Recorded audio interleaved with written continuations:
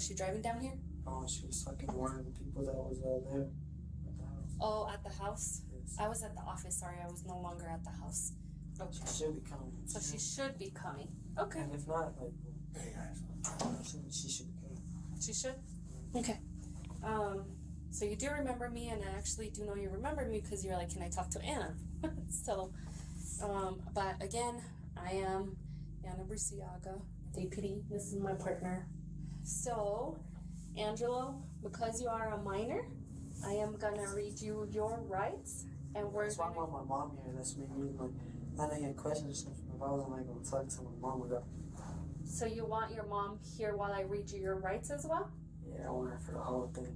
For the whole thing? Okay, fair enough. That's asking so much. At this time, you are gonna get booked for your warrant, okay? What exactly is the warrant? It's a homicide warrant. Oh, why? I didn't do like that. Okay. Again, you know, because you said that you wanted to speak to me with your mom, I can't ask you questions. At this point, I am booking you for the homicide warrant, and that's all I can do. It's certainly not the response Detective Bruciaga was hoping for, but it's hardly surprising. After months of his mother keeping him away from investigators, Angelo refuses to speak without his mother or a lawyer present. With no cooperation and no confession, there is nothing more detectives can do. Angelo is booked into the county's juvenile detention center, held without bond while prosecutors prepare to take the case to trial. For now, he's the only family member officially tied to the crime, and investigators believe they've finally got Jay's killer behind bars. But what no one has caught on to yet is that Angelo isn't the one who pulled the trigger. He's just a scapegoat, taking the fall for a killer who's still free and quietly getting away with murder. In a world filled with nasal congestion, one hero rises. Afrin No Drip Allergy Sinus. Experience ridiculously powerful sinus congestion relief. With cooling menthol, it works fast to relieve sinus pressure. No drips, no mess, just clear, unblocked breathing. Plus, try all new Afrin Saline Daily Care. It's a drug-free way to instantly clear out excessive mucus, allergens, or irritants. Afrin. The wow is real. Use as directed. A full year passes since Jay was tragically killed. His pregnant girlfriend, Elizabeth Baldonado, gives birth to his son in November 2022. Her social media posts show a young woman trying to rebuild her life, sharing photos of her baby, spending time with friends, and appearing to move on in a new relationship. On the surface, it seems like life is slowly returning to normal. Meanwhile, her brother Angelo remains in juvenile detention awaiting trial. The case seems closed, and Jay's family begins to find closure, believing justice has finally been served. That is, until, out of nowhere, police receive a phone call that changes everything. In March of 2023, a woman contacts detectives claiming she's been talking to Elizabeth's older brother Gilbert on Facebook, and according to her, he's just confessed to knowing exactly who killed Jay that day. I've been kind of watching everything that goes on Facebook, and I was able to see that Gibby was pretty hateful towards his mom, and so I figured maybe I could get him to say something about it. So I messaged him, "Why is your brother locked up?" Because my mom and him went to go fight my sister's baby daddy because he beat her. And when they got there, my sister's baby daddy tried to pull out a gun, but he got hit before he could even get his gun. But they put the murder on my brother. I said, "That's real f***ed up. Why they put it on your brother?" He said supposedly witnesses were there and said it was him. And they say they also got video and that it looks like him in the video, but you can't see shit. All you see is a big-ass group, and then everybody scatters. I said, "What the f***? Your mom didn't tell nobody it wasn't him." He said, "Nope." He said, "The crazy part is my little brother ain't telling on my mom." I said, "So your mom did it and let your brother go down?" And he said, "Yeah." I said, "Have you tried to tell your brother to tell?" He said, "Yeah, but he tells me no. But that's how we was raised. No matter what the situation is, don't tell. And if we do, we gotta face consequences." Needless to say, Gilbert's confession changes everything. Detectives already suspected Chavez's involvement in arranging the boxing fight, but no one imagined she was the one who pulled the trigger. Investigators begin to theorize that Chavez may have orchestrated the entire thing, luring Jay to the alley under the guise of a fight with her son, only to end it herself with a single shot to the head. But despite what sounds like a breakthrough, Detective Bruciaga knows she can't move too fast. Arresting Chavez now, based only on Gilbert's secondhand confession, could jeopardize the entire case. Without solid evidence, Chavez will be innocent in the eyes of the law. Over the next few months, investigators work quietly, monitoring jail calls between Chavez and her son Angelo. Most of the conversations are vague, small talk, cautious wording, but in one of the calls, Chavez makes an interesting statement. When Angelo asks why his brother Gilbert looks sad, Chavez replies, "He's heartbroken you're in there. I told him it's because I f***ed up, because I'm stupid, period." Hearing what sounds like an admission of guilt, Detective Bruciaga seizes the opportunity and visits Angelo at the detention center, hoping this time she can finally get the truth. When she meets with him, she doesn't have to do much convincing, because Angelo is already prepared to make a deal and save himself. If everything would be happening, what's talking about right now, would I get at least the first degree dropped on? So it'd be the way to work around it. So if you're wanting to now give a statement, we can definitely schedule an appointment where it's me, you, and the attorney. And then I'm more than willing to talk to you then. After Angelo agrees to cooperate, detectives quickly arrange a formal interview with him and his attorney present. Angelo ends up corroborating his brother Gilbert's confession, confirming that it was his mother who pulled the trigger and drove away from the scene. With both sons telling the same story, there's only one crucial piece missing to solve the case: a confession from Chavez herself. Without her own words, the defense could argue that the boys are lying or that their statements were coerced. A few days later, an arrest warrant is issued, and Chavez is taken into custody. Detective Bruciaga brings her into an interrogation room determined to secure an admission. Not through confrontation this time, but through empathy. If the plan works, they'll finally close the case for good. But if Chavez sees through it, the interview will be over before it even begins.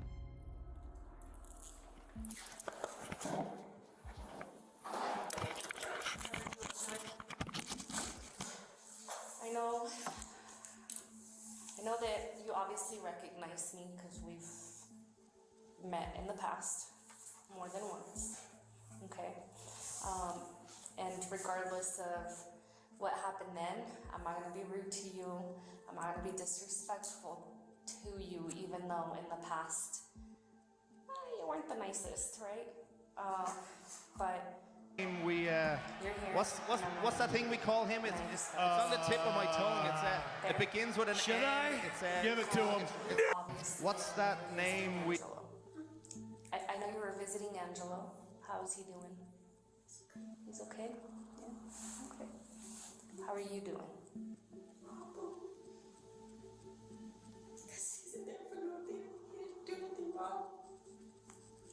And I mean just in general, not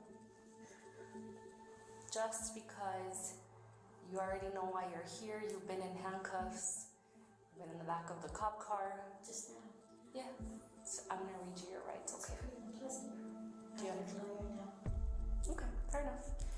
With that being said, what's gonna happen now is I'm gonna stop this interview. You're going to jail on 2 warrants, okay? You do have an open count murder warrant, and you do have, and I have to look at that one to read you the exact, but it's a warrant, okay? And that's not mine, it's not for me to discuss, but that's what one of the warrant is for, okay?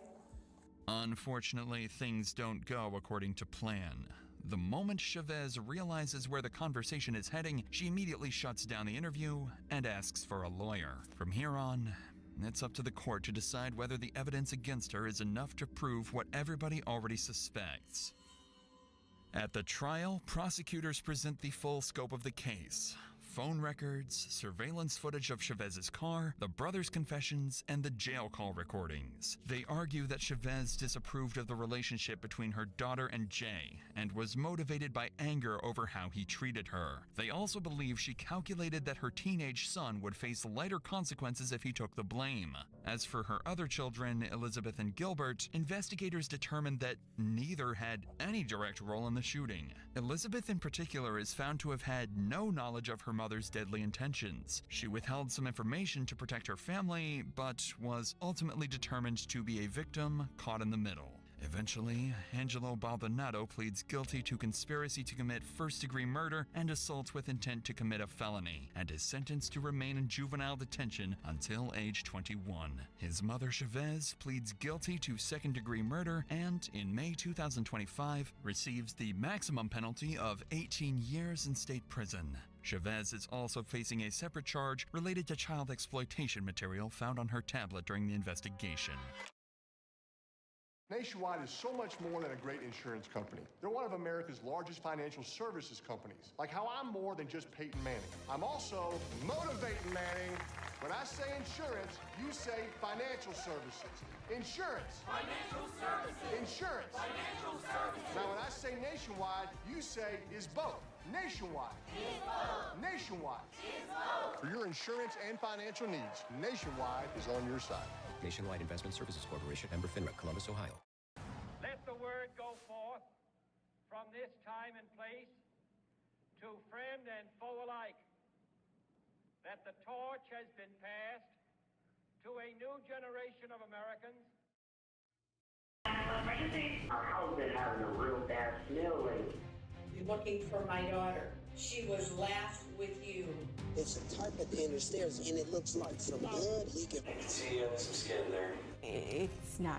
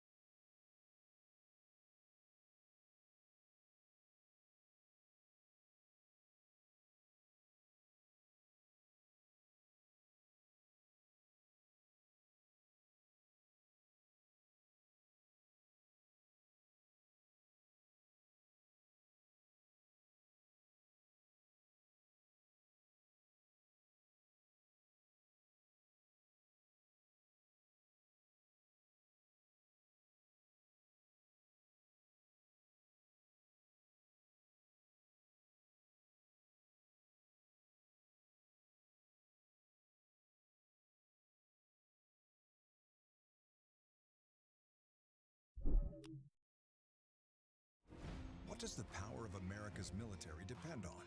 And battles under those Friday night lights? They all depend on reliable American-made energy sources. And the future of that depends on what will be produced here at this site in Mr. Evers was found deceased today. There's video cameras inside and outside. What if I told you I have you on video and you pull a pistol out of your right front pocket and shoot him once in the back of the head? Meet 52-year-old fire chief turned murderer Brian Easterling. Right now, Brian has just realized that his victim was recording his own murder. It's on video. The whole thing's on video. And very soon, he will be forced to tell his wife everything. What happened? You just shot him? I just panicked. I was just so upset. This is a dream. It's a nightmare. Because underneath Brian's innocent face is an evil man, one that desperately tried to hide the murder of his own best friend. I've never shot anybody or anything, and I don't know, I just get fed up with being lied to. What did you do? What were you thinking? On June 5th, 2022, police in Pensacola, Florida issued a welfare check on 63-year-old Michael Evers, a loving parent, grandfather, and car enthusiast who ran a repair shop specializing in restorations. After having not seen or heard from him in 3 days, concerned neighbors and family members knew something was wrong. They just had no idea how wrong it was. Police arrived in Mike's shop, Mako, to find him deceased, having been shot in the back of the head and covered up with a tarp. It was a tragic loss of life, not just to Mike's family, but the community who loved him. Fortunately, it didn't take long for detectives to have a suspect, Mike's close friend and business partner, Brian Easterling, the fire captain of nearby Baker, Florida. And while initially police didn't want to believe that Brian, a man they knew and admired, was behind the crime, they very quickly found irrefutable proof that he not only did it, but he didn't hesitate to do so. The following footage was kindly provided to us by Escambia County Sheriff's Office. My name is Josh Timo. I'm an investigator with the Escambia County Sheriff's Office. I'm going to call the state attorney real quick on my phone because she wants to be able to hear. You there? Yeah. All right. I'm going to read you something first, okay, Brian? That is, of course, his Miranda rights.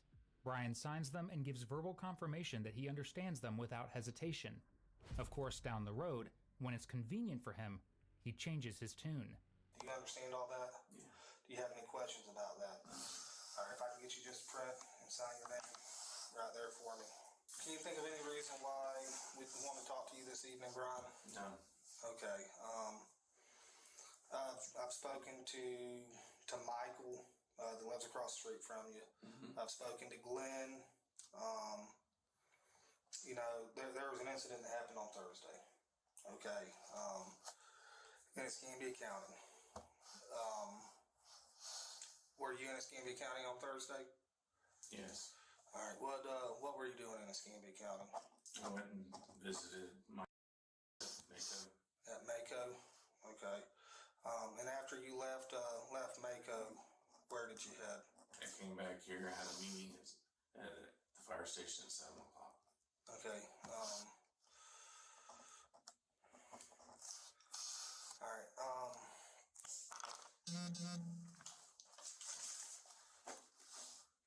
Mr. Evers was found deceased today.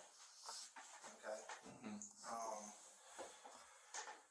A family member called in a welfare check for him. Pensacola Police Department went to his residence. Weren't able to find him. They went to his business on Creighton Road. Okay. They located him inside, covered up with a car cover. Okay. When I got there, I learned that there's video cameras inside and outside. There. Mm-hmm. Okay. I reviewed those video cameras. Okay. I've shown that video to Michael, Glenn, and your wife, along with 2 people that were at Mako when you and Mike met there. All of those people identified the individual on video as you. Okay. It's a very good video. Very clear video. I'd be happy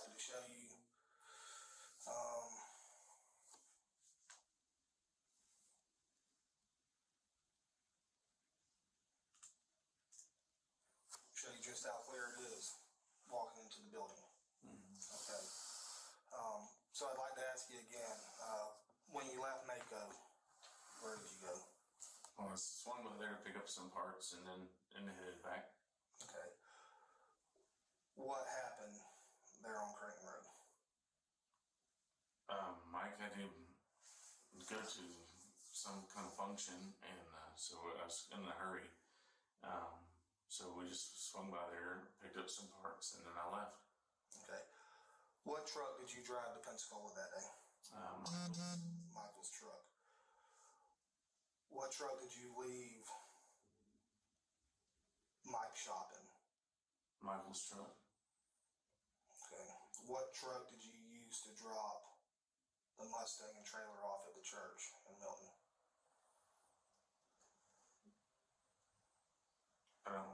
I didn't drop his. I left there, and Michael's truck came straight to the fire department. Okay.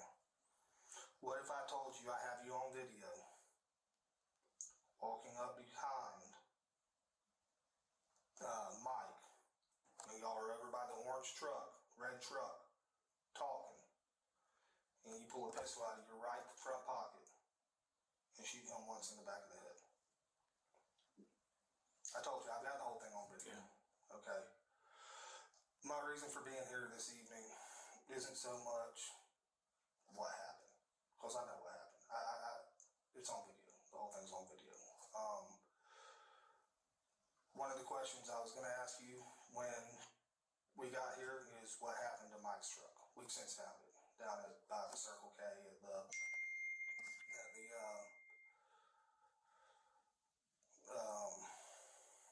down at the Circle K by the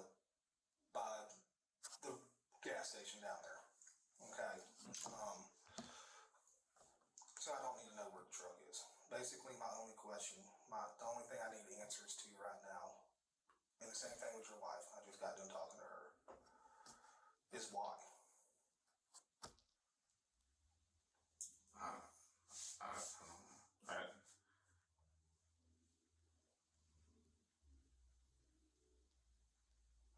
And I'll be honest with you, when we started investigating this morning, and I mean, you see the picture I got from the video, it's crystal clear, and all the cameras are. And I started looking into you.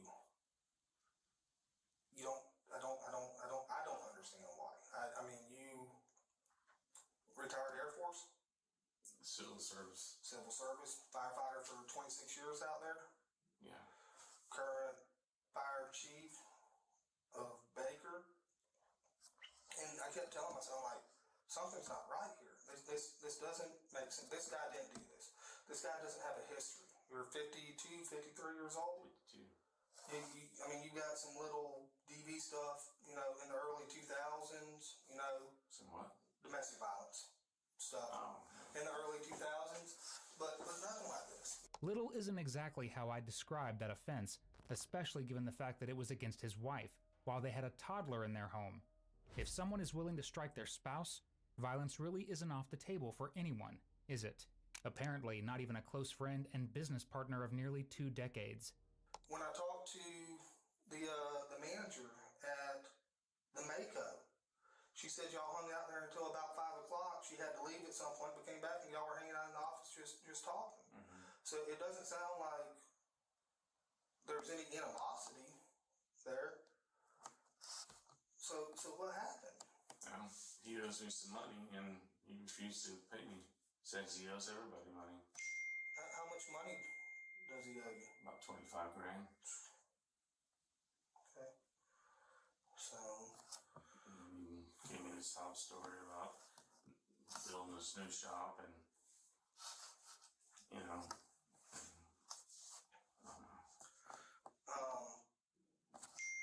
So, what was the reasoning for taking the trailer and the car? To get my 25 grand. Okay, to sell it to get your money. Okay.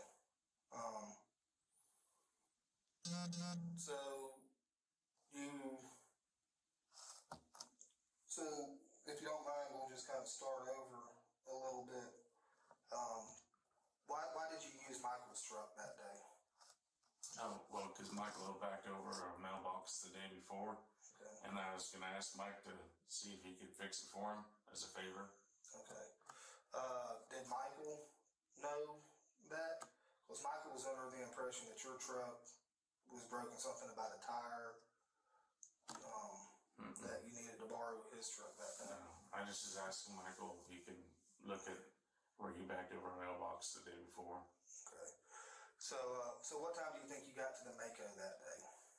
Well, we were supposed to go have lunch, but he had some employees calling sick, and one's got COVID. And but he couldn't leave Mako, and then his daughter-in-law, or stepdaughter, had to leave, so we waited, and then I had to get back, and he was just kind of blowing me off, so Well, yeah, he owed you 25 grand. I can understand him blowing you off. I'm sure that pissed you off quite a bit. It would me. So you'll hang out at the Mako until about 5-ish? Yeah, it was, like 5, because I told him I had to get back. Okay. And he said, we'll run by this thing. He had some parts, and then he was going to give me the money. And then we got there, he said he didn't have the money, that he owed somebody else $9,000 and had to put $30,000 in his, in the account just to keep Mako afloat. Just more excuses. So. Yeah, the whole time he's building a new shop. Yeah. So. Man has all those cars and you can't do nothing with them. Yeah.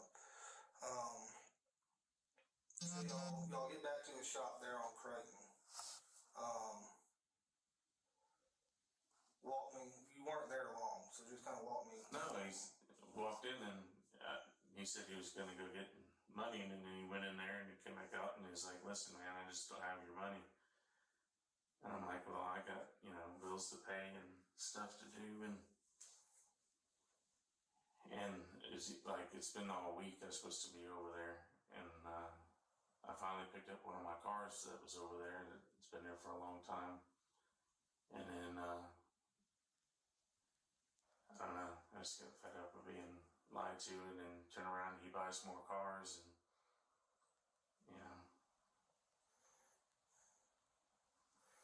I mean, I love him, but it is like you're just taking advantage of.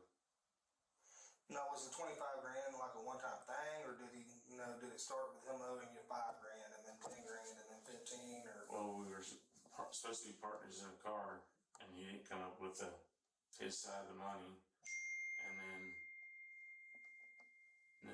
he needed to borrow some money, and then it just ended up being a total of 25 grand. Okay. First off, we'd like to apologize to your eardrums for whatever the heck is going on in the detectives group chat. Secondly, there's a much worse drone going on beneath those annoying notifications. The sound of Brian Easterling's lies. Throughout this interrogation, he continuously claims that Mike Evers owed him $25,000, when to this day, there is absolutely no proof of that. In fact, the co-worker that the detective previously mentioned speaking with disclosed that just prior to Mike's death, he told her that Brian was stopping by to pay him back. In other words, based on her testimony, it looks a lot like it wasn't Mike who was strapped for cash, it was Brian. But murdering someone just to cover up debt you owe doesn't exactly win over a jury, does it? After you shot him, what did you take out of his pockets? Just his phone. Just his phone? Okay. He didn't have any cash or anything on him? No. I was seeing if he had my money, because he acted like he did. But then he told me he had to put $30,000 in the bank that day just to cover his Mako business. Okay. And then you covered him up. Yeah. What was the thought behind that? I don't know. It was just rage. I mean, I shouldn't have done it. I know I didn't, but I just feel like I was just getting the wrong end again. I mean, I've never shot anybody or anything, any violence for it, but I need the money to do things that I need to do, and and he said he had the money,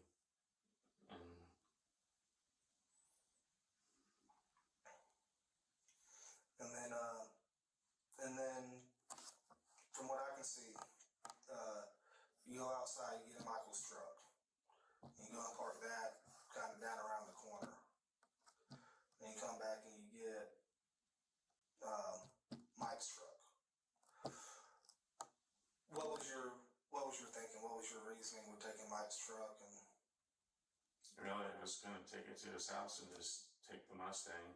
you said you took his cell phone. Where is his cell phone now? I don't know. I just threw it out.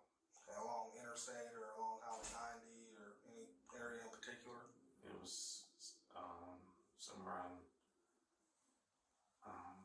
Scenic Highway heading towards the interstate. Okay, Scenic heading towards the interstate. What about the gun? Yeah, I threw it out. Where'd you throw it out at? Over the bridge. Over the bridge? While you're driving his truck? Or? No, Michael's truck. Okay.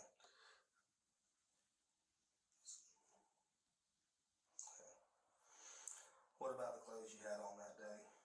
Do you know where those are at? Are they at the house, or did you throw them away? Or? I didn't throw them away, no. Okay. So they'd be at the house? Yeah. What kind of gun was it tossed off the bridge? It's 38. Okay. 38 revolver? Mm-hmm. Okay. The reason I ask is they're doing a search warrant at your house right now, and they found a 32 caliber pistol. That was my dad's. That was your dad's. Yeah. And what they're trying to do is they're trying not to take everything, so they're trying to get it narrowed down. Yeah. I've never had bullets for it. It's just an antique, like 1907 or something. So it was a 38 revolver. Okay. Is there anything else you think that's important that I haven't asked you? Okay. Did you look anywhere else in the business for money, or did you just look in his pocket? No, I just looked in his pocket. I went upstairs, the door was locked, but then I left. Okay. It was locked. Okay. He told me the money was there. Okay. Do you know what kind of 38 it was? I mean, was it a Colt or a Rossi, anything like that? No. A little snub nose, or did it have a long barrel? No, it was short. Short barrel. Do you have any questions for me? No. Okay. I'm going to step out here real quick and talk to the state attorney. I'll come back in and talk to you some more if she has any questions. Okay. I'm going to let you talk to your wife before we get done tonight, if that's okay with you, if that's something you'd like to do. That's fine. Obviously, she's I know. She's upset. She's destroyed. So the only reason, the only question she had for me is a reason, why? Why? And I told her, I said, I can't tell you the why. The only person that has the answer to that is Brian. Yeah. So that I think it'd be better, coming from you than coming from me. Okay?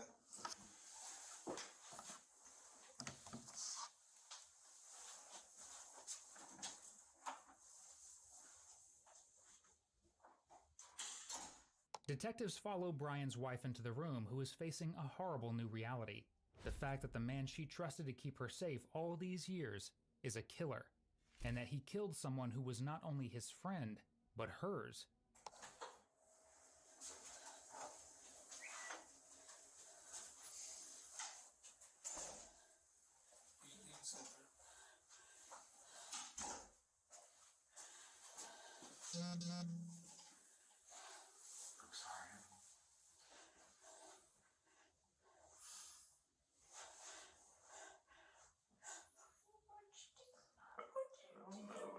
So mad.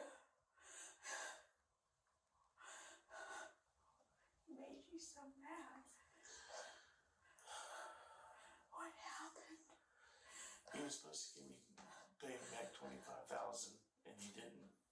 He told me he had to put $30,000 in the bank to cover for Mako. You told me that he was hurting. But he was hurting but it's always an excuse, always for an excuse. But what did you do? I just lost it. It just made me so mad. He just blew me off like I'm not important, and just totally just,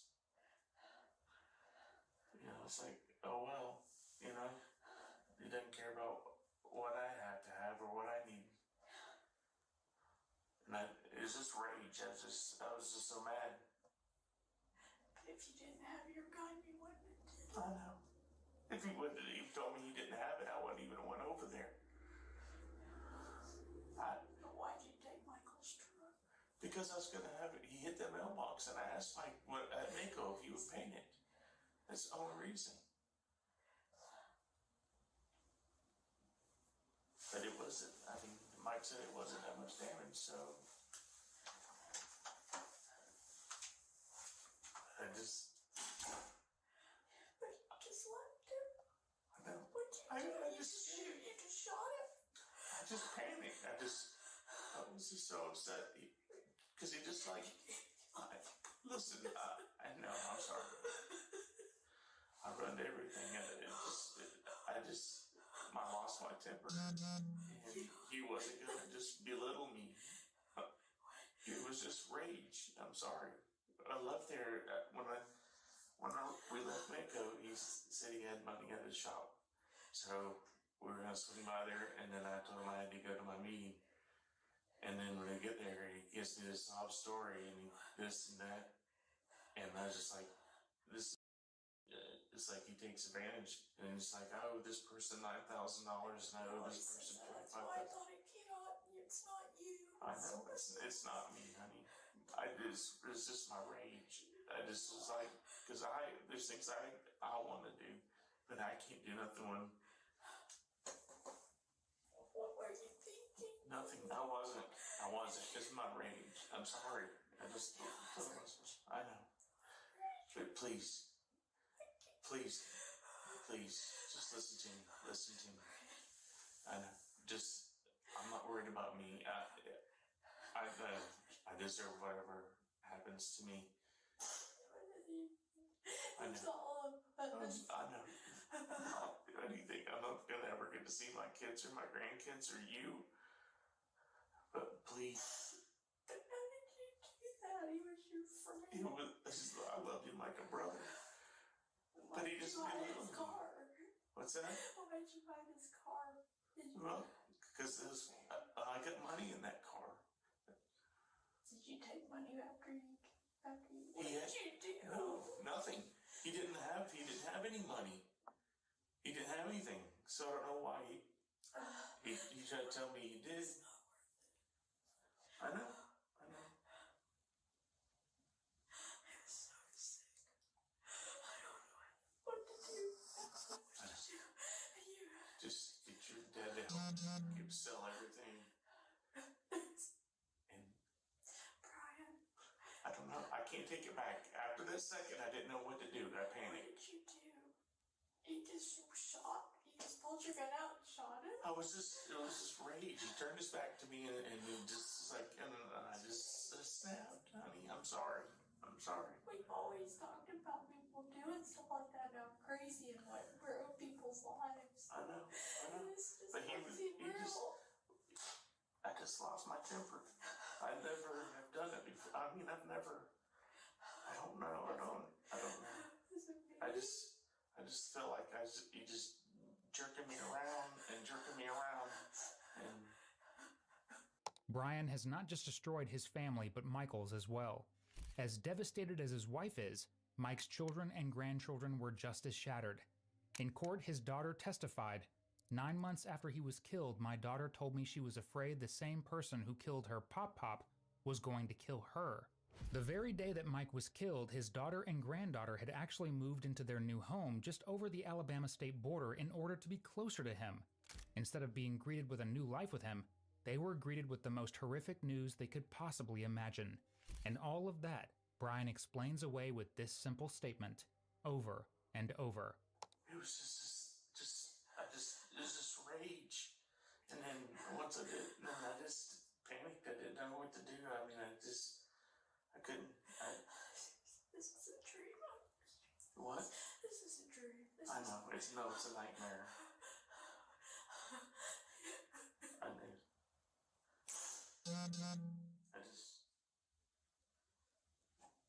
I've never. I know. You've always took care of people and helped people, and I don't understand this. I just wasn't going to be screwed over again. I just would not.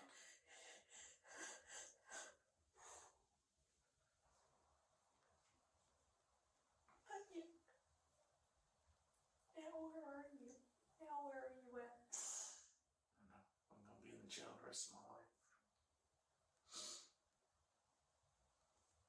Just call your dad and explain to him, let him help you sell my truck, sell the camper, sell the house if you need to, and just take care of yourself. I need to know, is there anything else? What? Is there anything else I need to know? This just doesn't seem right. How did you come home and be calm? You just left. Well, after there was nothing and then I was just like, I just do. I can't believe it. You don't have rage like that. What's that? You don't have rage like that. I don't. I've never hurt anybody before. But I just wasn't, the way he just talked to me, I just wasn't, I mean, he switched to, but everything was fine. And then it was just, I don't have the money, I had to put money in the bank to pay for Mako. And it's just like, I get lied to my face. And I feel like I get used, and here he's got all this money and, or supposed to have all this money and all these cars, but yet he can't pay me what he owes me.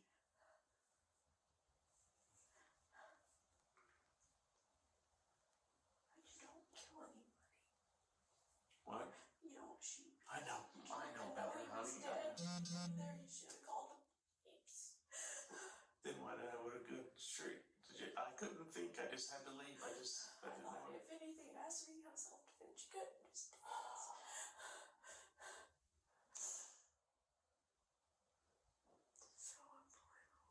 So unbelievable. I just want to die.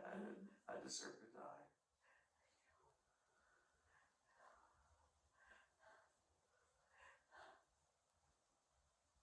Taking anything, medicines or anything different, or?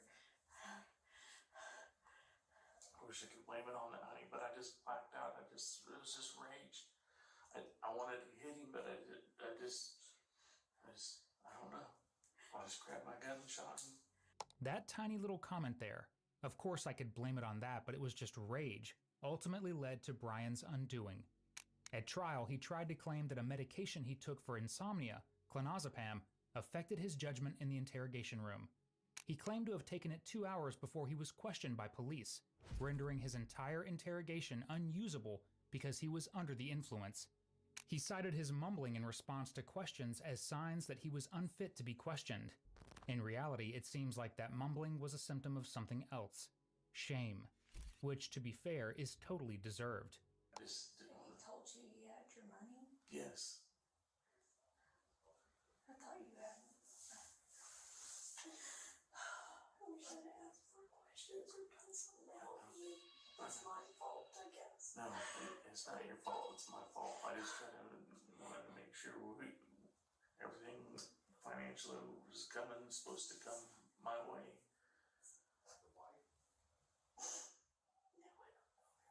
I'm sorry. I know. I can't take it back. I'm sorry. There's nothing I can do. Just face whatever. I know it's going to be tough on everybody. But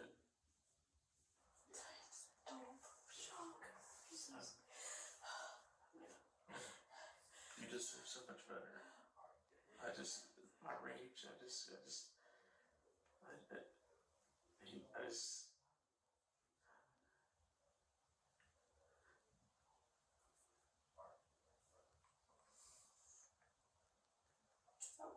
you? Because you knew you had cameras and stuff.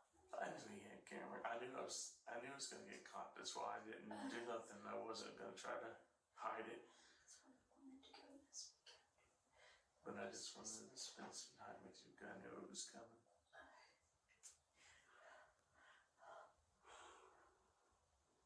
For real, Brian. I know. This is not happening. I know. I don't know what to do. Just go to you have to go to your dad and let them help you. Get everything out of line. No, it's my fault.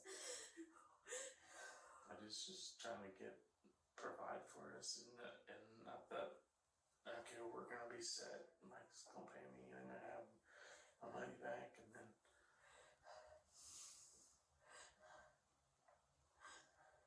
And it was just a split second. I just was so mad. I was like, he's not gonna treat me like this.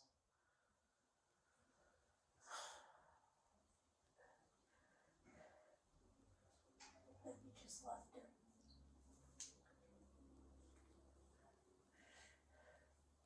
I know. And I'm so it's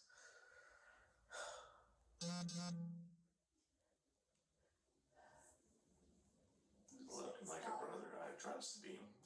He said his daughter was moving down here and he's going to get to be closer with his grandkids. And then he turned around and just like clapped in my face, just telling me that my needs aren't important, you know, his needs, and here he's building more shop and he can't even afford to pay his people at his work and then use my money to. So sorry. It's not worth things. I know it's not worth it. I mean, I just lost my. It's just that rage. I just don't know. What? Money is not. I We could have know. done stuff. I know. But I don't have a clue.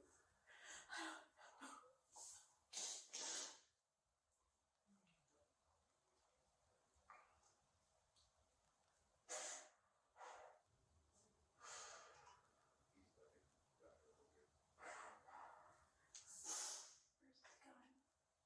I'll do it all. I didn't know what to do.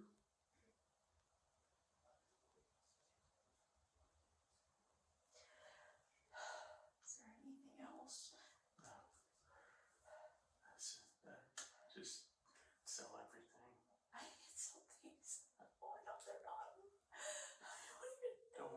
Don't worry about me. I don't spend a dime of our money on me. What? I don't have anything. What do you mean? I don't have even know I'm gonna get bank accounts. I can get you all that stuff. They'll let me write all that stuff down for you. But Brian, why is this okay with you? What? I asked you the other day. I was like, "Tell me something's not right." I don't know. It was just rage. I didn't go there with the intentions. I mean, I was gonna take there with me to show him the cars. I did not have any intentions on doing. But when he blew me off and told me that he had to use the money to put in the bank and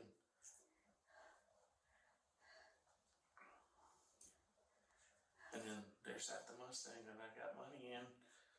I was just like, I'm gonna take my car.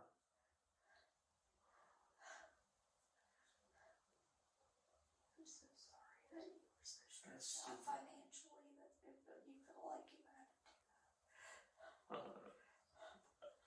So many things that we plan on doing and just. It's not. I know. Neither did I. But I just wasn't gonna be. Felt like I feel so stupid for not knowing. I thought that was your radio coming out the door. What? I thought it was your radio. I was like, off in the room. I knew it was just a matter of time. I mean, I wasn't gonna try to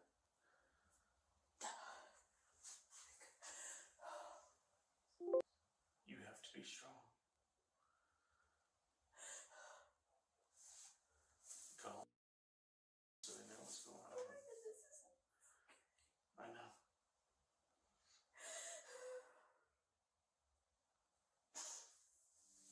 Again, all of this, Brian is trying to explain away with rage, a statement he makes 20 times during the interrogation. Yet at trial, Brian tried to use a totally different explanation for his actions. Any guesses? It's a classic one. You said take care of yourself, honey, and nothing. I'm done. And it was just split second rage, and I wish I didn't have my gun on. I probably would have hit him and got in a fight, but I just wouldn't. It just wasted my time for nothing.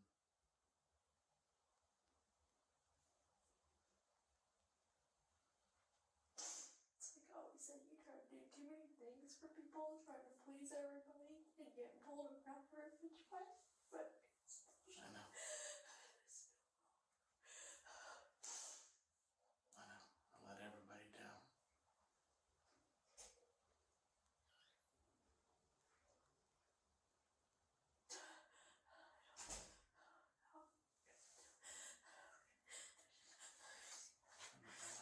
I know.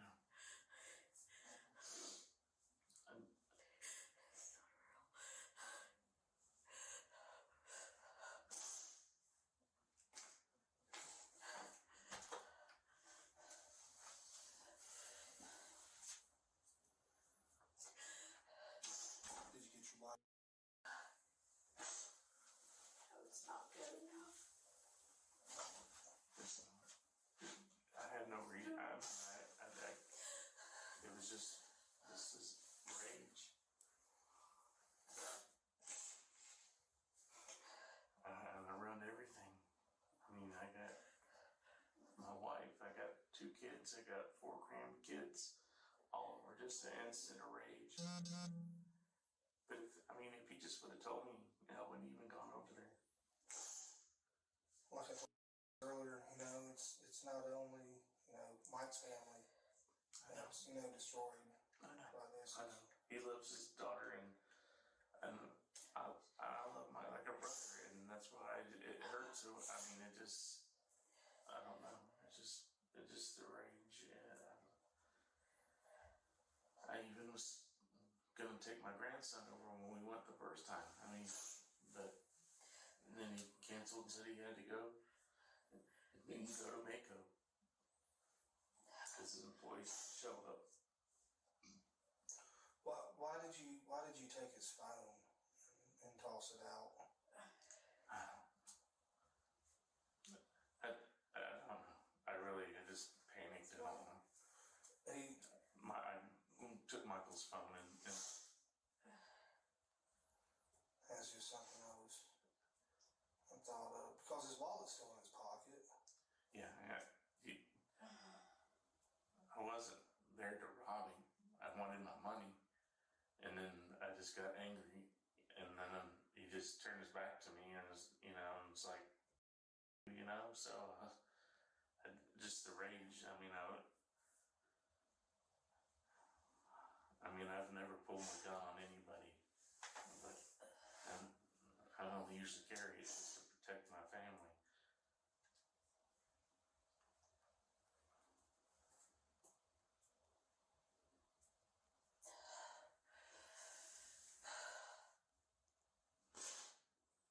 I've run so many lives. What? I said I just ruined so many lives because of my anger. Are y'all in financial trouble right now? No, but I got cars that I wanted that I need money to finish, and he's supposed to pay me money on the car that was on the trailer, 65 Mustang, and he just, but it seems like he always has, I didn't even know anything about this other shop that he was building, and then he's like, well, I have a $50,000 draw so they can start building my building next week, and I don't have the money. I did have the money, and then he had to deposit $30,000 in his account on Thursday morning. And then if you would have just texted me and said that I don't have your money, then I wouldn't have went over there. How long has he owed you this money? Well, we were in that car's since, I don't know, I have to look at the date on the fastback, and then this one probably since February. Okay, so about 4 months. 4 or 5 months, yeah. But it was supposed to be just a quick flip, but then he put it in the shop for so much things, and it's been in the shop, and he just picked it up Thursday. There may be a reason that Brian didn't know about another shop being opened. Mike's son-in-law has made a public statement, saying in part, Mike Evers planned to end business dealings with Mr. Easterling because he was tired of getting screwed over by the guy.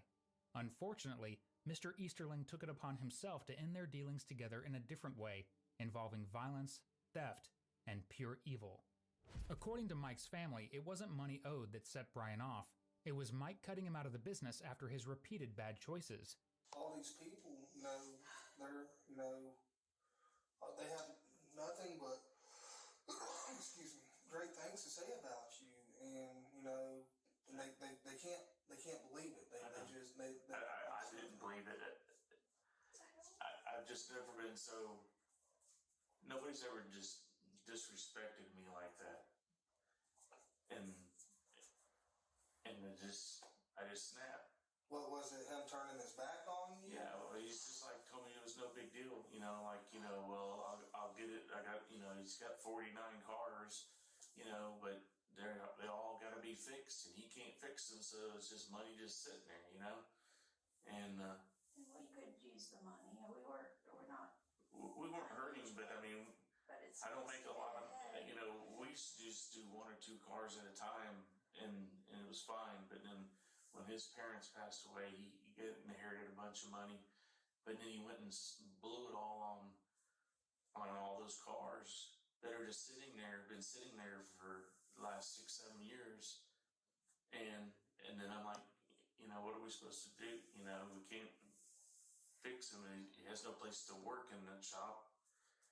But I mean, if he just told me he didn't have my money, then it wouldn't have been a big deal. But just the way he talked to me, I don't know. I don't normally lose my temper that bad. I do have a temper, but I've never, like I said, I've never pulled my gun on anybody or threatened anybody. But just the way he turned his back and it was like, well, I've got to go. I've got other places to be. And I'm just left standing there. What did you do afterwards? Your meeting? I did. I was there. I made it to the station. I was just in shock. I just didn't know. I panicked. I didn't know what to do. I just wanted to take the car because I had money in the car. We didn't need it. Michael struck it down. He didn't even have a tow hitch on or a tread thing on it. So I was like, It's just you, Brian. I know. You took that medicine. You had me pick up that medicine that day. What's that? You had me pick up your medicine. What day? Was it Thursday? Thursday. Yeah. Oh, I did some yesterday. Have you been out of that? Have you been? It ain't the medicine. It's just my temper. And I never felt that, like that rage. And I don't know. It just like I don't want to say, I did it, but I was just so angry because I just wasted all this time, because I went to Mako and he said, he had to stay there because his stepdaughter had to leave. So he always would give you the runaround. Right, the runaround. And I was just tired of being in the runaround. I mean, when he needs something, I was always right there, whatever he needed. Whatever he needed. That's what they say. You always help everybody, and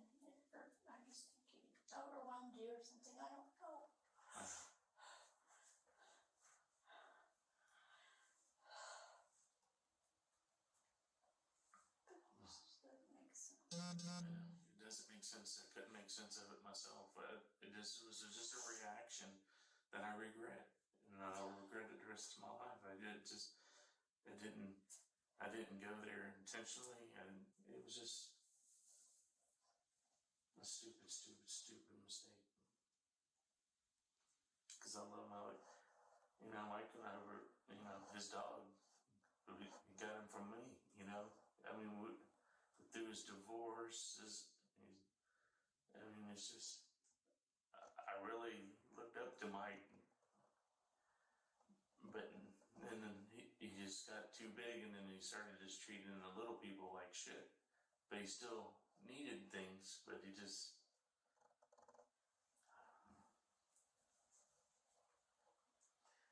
I should have never even went over there.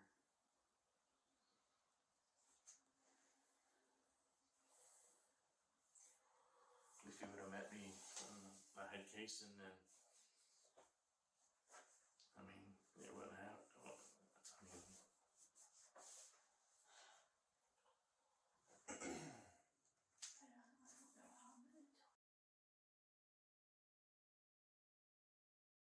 you're just gonna have to call him, tell him that you need to talk to him, tell him. I don't know. I mean, there's nothing else you can tell him. I mean, so many people are let down. I know. Everybody at work. Brian's actions not only threw two families into a tailspin, but the entire fire department in Baker. In an instant, they lost their captain, who had been working with them for close to 3 decades, and were suddenly bombarded with calls. So much so that in one instance, a firefighter begged reporters to leave them alone, saying they weren't ready to make a statement and pleading, please stop calling. Do either of y'all have any questions of me? I don't know what to do. Obviously, Brian, your warrant is a no bond warrant. There's no bond on it. You'll be booked into the Okaloosa County Jail tonight. They'll extradite you back to Escambia County, which is a few counties over. And from there, the later. Oh, go ahead. Can you say it again? Yes, ma'am. He'll be booked into the the Okaloosa County Jail this evening, and then he'll have court. And if the crime happened in Escambia County, he'll have to be extradited, taken back to Escambia County in the next few days. I see you have your wedding ring on. Obviously, they're not going to let you have that in the jail. I don't know if you want to. I can get it off. I ain't take it off in years. You got some soap or something I can try to. No, we'll get that handled for you. So that way you can get it.